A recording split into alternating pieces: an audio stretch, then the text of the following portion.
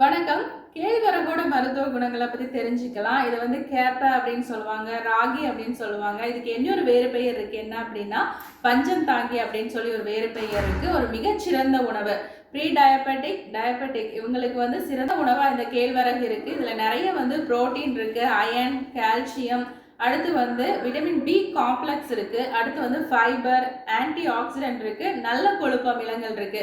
இந்த நல்ல கொழுப்பு அமிலங்கள் இதயத்துக்கு ரொம்ப நல்லது. பி காம்ப்ளெக்ஸ் இருக்கிறதுனால நரம்புகளுக்கு வந்து ஒரு பலத்தை வந்து கொடுக்குது. குழந்தைகளுக்கு வந்து எலும்பின் ஆரோக்கியத்திற்கு வந்து சிறந்த மருந்தாவே இருக்கு. ஒரு சிலருக்கு வந்து பாத்தீங்கன்னா வெயிட் லாஸ் பண்ணணும் அப்படின்னு இருக்கிறவங்க கண்டிப்பா வந்து இந்த கேழ்வரகு எடுத்துக்கொள்ளலாம். இன்னும் வந்து சருமத்துக்கு வந்து ஒரு நிறத்தை கொடுக்கக்கூடிய வேலையும் வந்து இந்த கேழ்வரகு செய்யும். பசியை வந்து நல்லா வந்து கட்டுப்படுத்தி செரிமானம் அப்படிங்கிறத வந்து நல்லா ஸ்லோவாக பண்ணுறதுனால ரத்த சர்க்கரை அளவு வந்து கண்ட்ரோலாக இருக்கும். அடுத்து வந்து இதில் இருக்கக்கூடிய ட்ரிப்டோஃபன் அப்படிங்கக்கூடிய ஒரு வேதிப்பொருள்னால ஒரு நல்ல அமைதியான வந்து தூக்கத்தை வந்து கொடுக்கக்கூடிய வேலையை இந்த கேழ்வரகு செய்யுது. நன்றி.